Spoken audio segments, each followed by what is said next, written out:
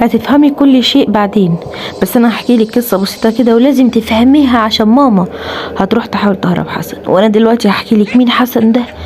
بصي يا ستي، عندنا في عالمنا وهو عالم ملوك الجن، في قصة مكتوبة بتقول إن لو أصبحت بلورة هي الملكة بجوار الملك الأعظم عالمنا هينتهي، لأن بلورة من الجن الخبيث والجن الشرير وليس مؤمن بشيء ولا يحب أحد، وهي ستقتل أمي وكل الرؤساء من بعد أم ريالة.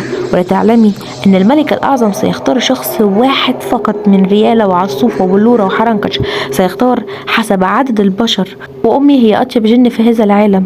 وعندما حاولت أن تخطف بشرية بكت كثيرا ثم دعتها ترحل، ولكن هؤلاء الثلاثة ليس بأخيار، هم يصطادوا الفريسة ويأكلوها وبلورة تجلدهم بشعرها الهاوي.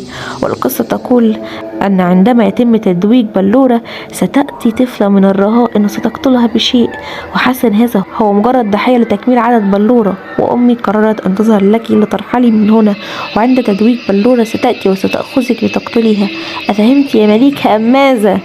أيوة فهمت، بس هقتلها ازاي؟ طار كستر وجلس على الهواء وقال لها: أمي هي التي ستقول لك حين تأتي وتأخذك. اصرخي الآن بقوة وقولي لأمك أن ترحلوا سريعا. ثم اختفى كستر وصرخت مليكة. عودة إلى الأمام عندما جلس أباها وهو لا يستطيع الحركة أو الكلام. ألم يخبرك بتكملة القصة يا صغيرة؟ أنت ستموتي ولا مفر لك بعد قتلي، ومثل ما تقول القصة عندما يتم تدويجي سأكلك حية كجائزة لي. والآن سأريكي من سيفوز يا ريالة. ارحميني أرجوكي، أنا ما عملتش حاجة لحد، أحرم عليكي. دينا زياد حسن مليكة، ستذهبون معي الآن، انكشعوا معي إلى عالمي. ثم يختفي كل شيء ويذهبوا إلى عالم ملوك الجن، ولكن كل شيء بنار. وتقول بلورة: أنتم ستجلسوا هنا وللأبد، لا أحد من بني جنسكم سيسمع عنكم شيء. ليون يا ليون! أمر ماذا تريدي؟ ها هم تكملة العدد، لا تحبسهم على الآخرين فهؤلاء مميزون. أمرا سيدتي، وشيء أخيرا، فهؤلاء الآخرين موتا الآن، ولكن الملك أتى وراءهم وفوز عظيم يا جميلتي. أتعلم أني أحبك يا ليون؟ أحقا تحبنني؟ أنت سخيف حقا. لا ثم لا، أنت من أحد خدامي ولا تكترث لكلامي، أتفهم يا سخيف؟ تحت أمرك يا سيدتي. وتركها في الخلف وهو يبكي ويعمل هدوء في أنحاء القصر.